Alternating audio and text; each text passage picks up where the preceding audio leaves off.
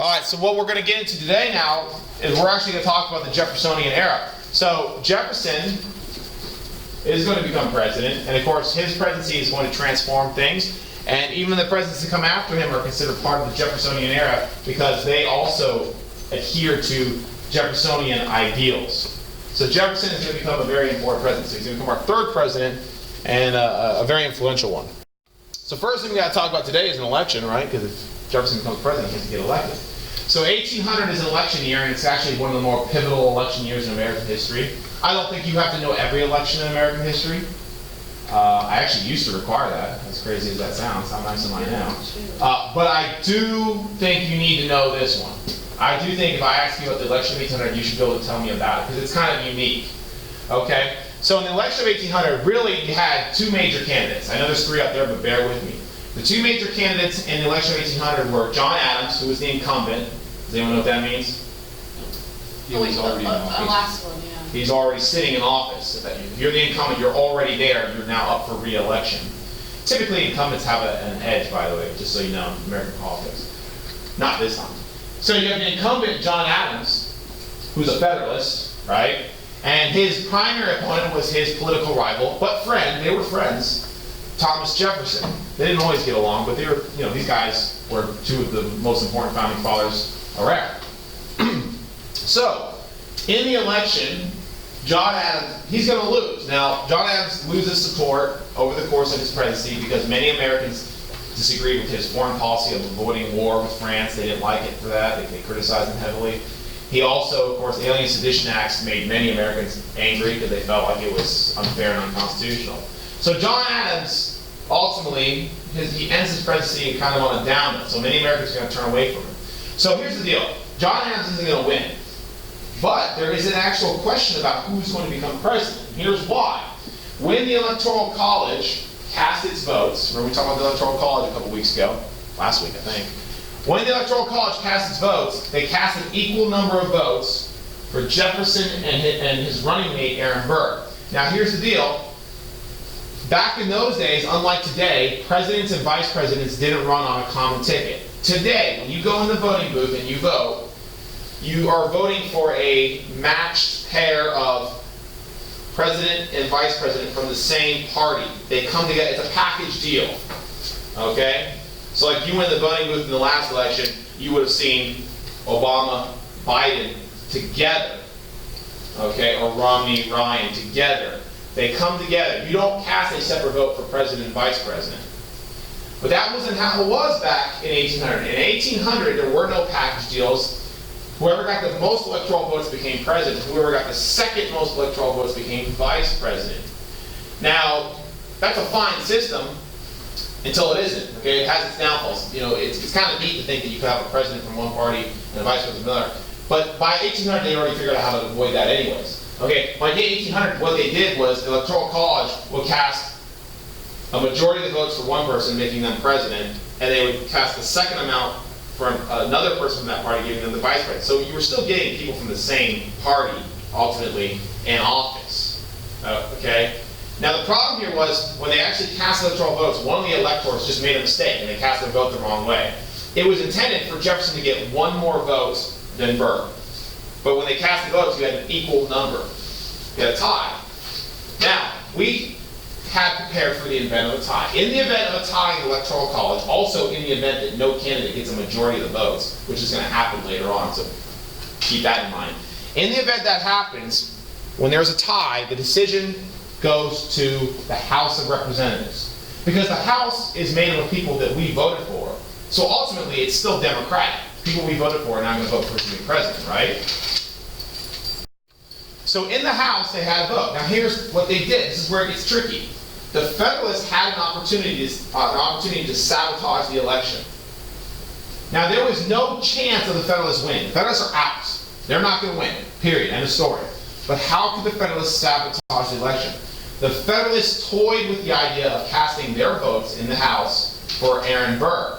Now Aaron Burr was intended to become the vice president, but if they cast their votes for him, he would become president. Now how does that help them? Well, Aaron Burr was considered to be an inferior candidate. He would have been a weaker president. And if he is elected, it's possibly it's a possibility that he will do a poor job, which will cause people to reject the Democratic Republican Party and go back to the Federalists. So the Federalists actually toyed with the idea of sabotaging the country for their own political gain. Now, ultimately, the good news is they didn't. Ultimately, they toyed with the idea, but ultimately the majority of people in the House did the right thing, and they actually cast their votes for who was intended, and that was Jefferson. So Jefferson does go on to become president, okay? And Burr goes on to become vice president. And that's a good thing, because Jefferson was a very strong president, and Burr actually goes down in history as a terrible person and a traitor to his country. He could have almost been our president. How come? What's that? What did he do? Well, he did a lot of things. One thing we're going to talk about today is he's involved in a duel in which he kills Alexander Hamilton. Oh, I remember that. However, he was also worse than that. Was later on, he actually attempted to convince the Western territories to secede or leave the nation, and he actually wanted to break away and rebel from the United States and become a president of the Western territories, sell our country out. So he's not a good man, and it's a good thing that he did not become president. Right there. Okay? So Jefferson's going to become president. Now, that kind of goes to show you, though, they did the right thing, but they could have easily sabotaged for political gain. And if you think that's out of the possibility of politics, I promise you it's not. That could very easily happen in the modern day. Okay.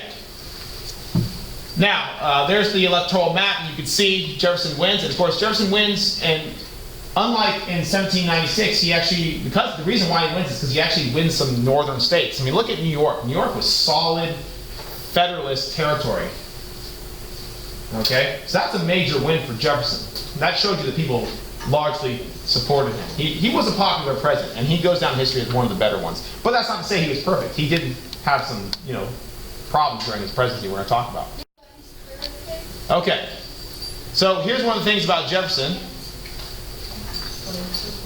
Jefferson, when he became president, everyone expected him to do what was done around the world, which was when a rival faction becomes president or leader of the country, it's very common for them to undo everything that the other side, the other party did. But that's not what Jefferson did. Jefferson was very restrained. When he became president, he actually left alone most of the things that John Adams and the Federalists had created. With the exception of one thing, he oversaw the removal of the Alien Sedition Acts, which were completely illegal and unconstitutional. Okay? So those are going to go away. The Alien Sedition Acts are going to go away, thankfully. But most of the other stuff that John Adams and the Federalists did, like the Hamiltonian economic system and the Bank of the United States, which Jefferson believed was unconstitutional, he left it alone. So what this was him demonstrating that in the United States, a change in party power, a change in political power, did not necessarily mean the end of the other faction. Now, why is that so important? Well, that was unheard of in those days. Around the world, in Europe, a place like this, when you had a change in political power, it usually was accompanied with bloodshed. Look at what was going on in France at this time. In France, they were going through the French Revolution. And during the French Revolution, every time a different faction came to power, the previous faction got their heads cut off. Okay? So what this demonstrated to the world was, in the United States, we could have a political revolution, like a change in party, without bloodshed. We could do it democratically, and we could do it peacefully. And I know that sounds like just, well, duh, we do that all the time. That wasn't the case back in those days. We were really above that, and we were demonstrating that to the world. So today, we have, the political winds, shift all the time today. For a while the Republicans in power, then the Democrats and the Republicans. It happens all the time. And when it happens, it doesn't necessarily mean there has to be the end of the opposing party. Okay? So that's kind of a neat thing that we kind of, I'm not going to say we were the first to establish it, we weren't, but we really demonstrated to the world that this is, you could do this. You could peacefully have a democracy of this nature. All right, now, one of the single most important events during this time period, no doubt about it, and one of the most important events we're going to discuss here today, was a court case. I need you to know this. This is so important. Okay? So the new Supreme Court heard a case called Marbury versus Madison. So I'm going to give you the backstory of the case. It's kind of interesting, and I'm going to tell you why the case is so important. Okay? So, in the closing days of the John Adams presidency, right before he left office, he tried to do something pretty devious. You know, John Adams lost, and he knew he was leaving office, and he knew the Democratic Republicans were coming in. So on his way out, what Adams did was, he tried to fill the federal courts with Federalist judges. He appointed Federalist judges to all these court positions. Okay? Now the reason he was doing this was, how long are federal judges appointed for? Life. So he could fill the courts with Federalist judges, and they were going to be in there long after he was gone. So what he was trying to do is he was trying to entrench Federalists into the federal government, even though he was on his way out. Okay? And this is all legal. There's nothing illegal about this. What he did was perfectly legal, but it's, you know, it's a little dishonorable what he was trying to do, I guess you could kind of say. So literally, the day before Adams left the presidency, he was up till midnight, they say, in the White House. Well, yeah, the new White House they actually just constructed. He was up late at night signing judicial appointments. They called them the midnight judges because supposedly he was signing them up till midnight the night before he left office and Jefferson came in. Now, when Jefferson was inaugurated and became president, he found out about this. And he immediately ordered his Secretary of State, James Madison, to withhold these judicial appointments. He said, hold on to them, do not deliver them. He was trying to block these federal judges from getting their appointments. So one of the judges who got denied his appointment was this guy named William Marbury. So Marbury sued James Madison in federal court and demanded that he get his appointment and become a judge. So this case went all the way up to the Supreme Court, the highest court in the land, and the Supreme Court heard the case. Now, I'm going to finish the story and then I'm going to tell you why it's important. The Supreme Court ultimately agreed with Marbury that he should have been delivered his appointment. However, the court did not force Madison to give it to him. So even though the court agreed with Marbury, Marbury doesn't get to become a judge. So Marbury is very sad. Okay? But that's not why the case is important. It's what the court did next that makes it possibly the most important Supreme Court case in American history. After the case essentially was settled, the court said, we're going to go a little bit further and say something here. The court went on to claim for itself, no one gave them this power, the court went on to claim that they have the power of what's called judicial review. Okay? Basically what the court said was of the law that, you know, allowed Marbury to petition in court was ultimately unconstitutional. Now why this is important is here, right, listen to this part right here. By doing this, by saying that something was unconstitutional, the court was claiming for itself the power, the sole power, to determine what laws are constitutional or not. This power is called judicial review. Judicial review is the power of the Supreme Court to determine whether laws are constitutional or not. Now you're probably thinking, so what? Is that a big deal? Yes, it could not be a bigger deal. What that means is, whenever there is a law made, the sole body that is responsible for determining whether that law is constitutional or not is the Supreme Court. And since the Constitution is the supreme law of the land, the court is really the final say as to what is the supreme law of the land. That means the court's decisions carry more power than any other decision in America. The Supreme Court, in cases, you know, they can't do it all the time, it's only when a case is brought to them. They don't get to make it up as they go along. But the Supreme Court is more powerful than both Congress and the President combined in some cases. And a lot of people underestimate just how powerful. Everyone's like, oh, let's talk about the President. Because the President's real easy, because the President's a single person, and they do wield a lot of power. But the power of the presidency pales in comparison of the Supreme Court when it comes to judicial review. When the court rules on something, it immediately becomes law. So here's the thing. Which body makes laws typically? Which branch? The legislative branch. However, in some cases, the judicial branch actually does make laws. Because when they rule on a case, whatever they say about that case automatically becomes law immediately. So I can give you an example right now that you're all familiar with. Okay, just this summer, what happened? Gay marriage, right? A case came before the Supreme Court. A gay couple who was being denied the right to marry because they are gay came to the court and said, look, we believe this is unconstitutional. And the court heard the case and they voted on it. It was 9 justices. 5 of the 9 justices agreed that yes, it was unconstitutional to deny gays the right to marry. So instantaneously, the minute that decision was made, just like that, gay marriage was now legalized across the country. Without Congress making a law, it immediately became law. That is how powerful the court can be. Now there is something that limits the power of the court, and that's the fact that the court can't just do this on a whim. The case has to first be brought to the court. The court doesn't go out of its way. The case has to come before the court, and the court only can hear the cases brought to them. So the court doesn't go out of its way and actually construct laws from the ground up. But when they decide on cases, it becomes law.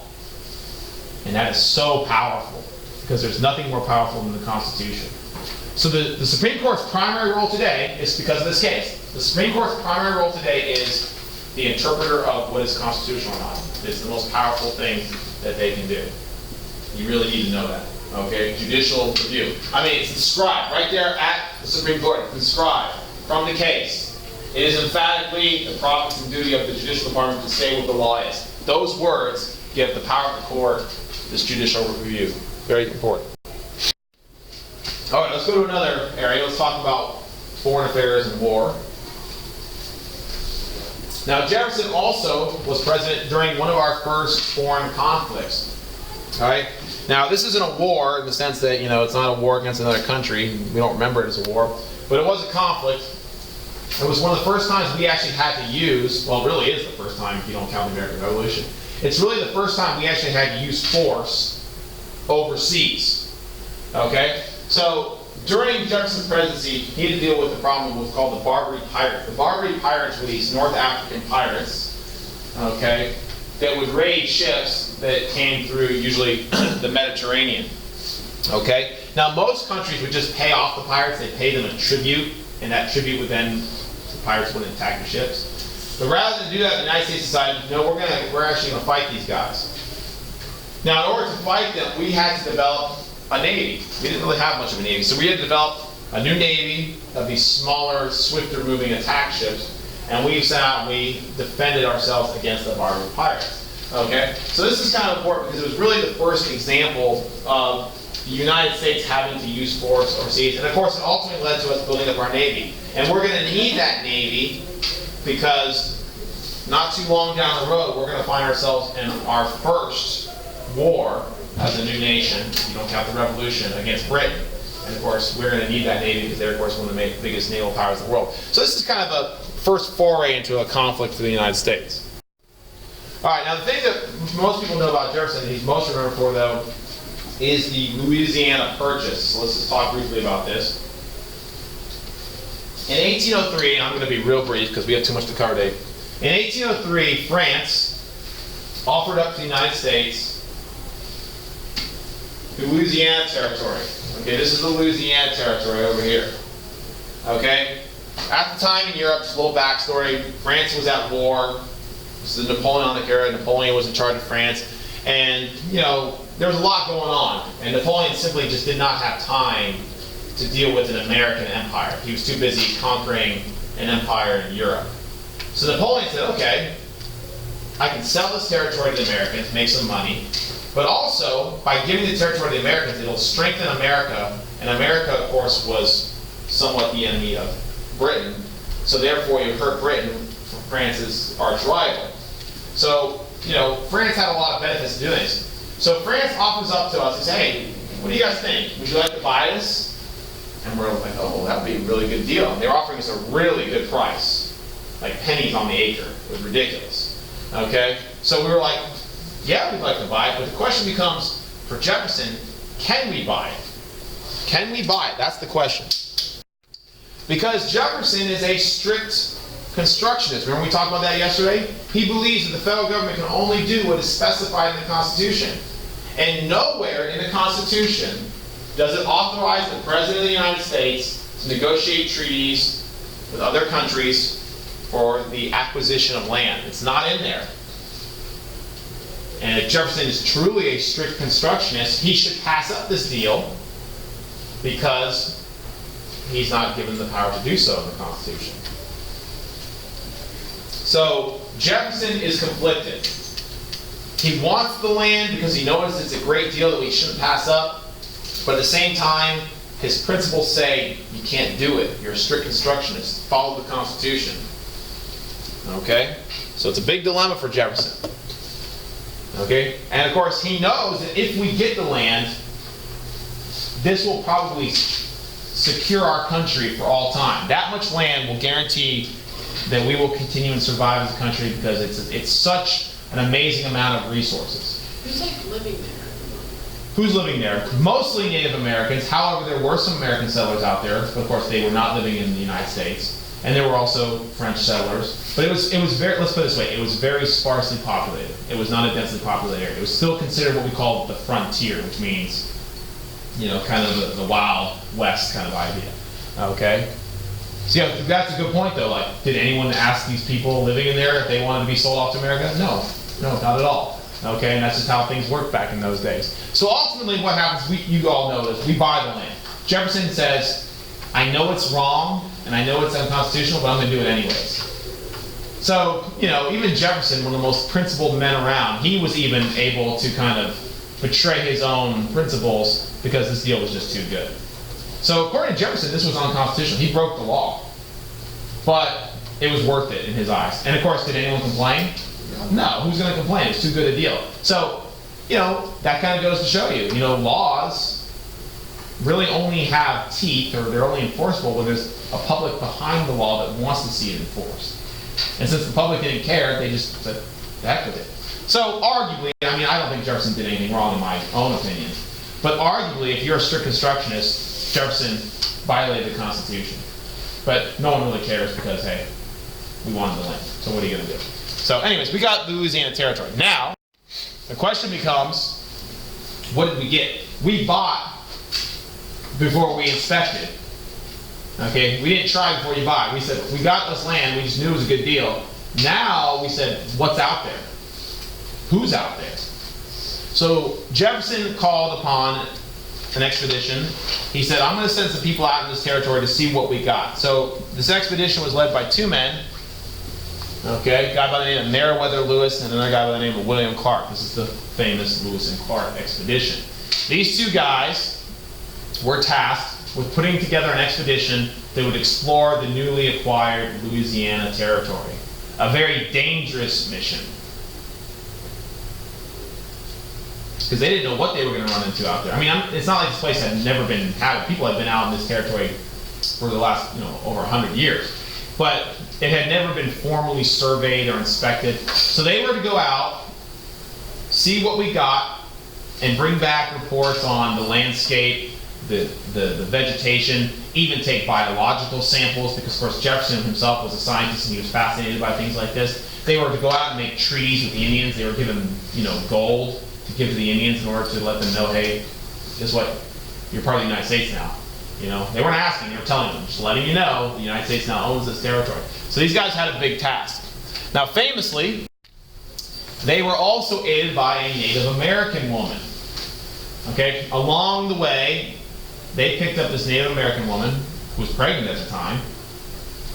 Okay, she actually gave birth during the expedition, which is pretty crazy. Okay, and her name was Sacajawea. Alright, now Sacajawea is kind of important to the Lewis and Clark expedition because not only did she help serve as a guide, because her and her people lived out there, but she also served as an ambassador to the Indian community. Having her along made their job a lot easier because whenever Lewis and Clark encountered Native people, she could then act as kind of a go-between. The very fact that they were traveling with a Native American woman, greatly improved the reputation of their expedition because they were traveling with an Indian woman. They weren't coming as invaders; they were traveling as equals. So Sacajawea is kind of an important ambassador, and she kind of goes to show you the role that Native Americans have played even in U.S. history and all that kind of stuff. Okay, so it's kind of an interesting thing. Ultimately, and by the way, the expedition is very fascinating. If you ever want to read about it, there's lots out there. They actually have published the journals of Lewis and Clark, and what's really neat about it is to actually read firsthand what these guys experienced. Like, For example, there's a story where they run into a grizzly bear. They've never seen a grizzly bear. And they shoot it. They think it's like any other, and of course that just makes it mad, and it chases them up a tree, and things like that. And they write about all the landscapes and all the animals. And it was like going to another world for them. This place was largely unexplored and uninhabited. So it's kind of a neat thing to read about, because we don't have that sense of exploration anymore. But anyways, you can see their route. They traveled all the way to the West Coast. Even out, that wasn't even Louisiana. They left Louisiana Territory. They were up here in what's called the Oregon Territory, which did not belong to us, but they were up there anyways, just checking out what we got, okay, and seeing what was over there. And then, of course, they made their way back. And this was no easy task. This took 2 years. It took 2 years, okay? And not everyone made it back. People did die, although Lewis and Clark didn't make it back. Okay, so we found out what we had. So it's kind of a fascinating thing.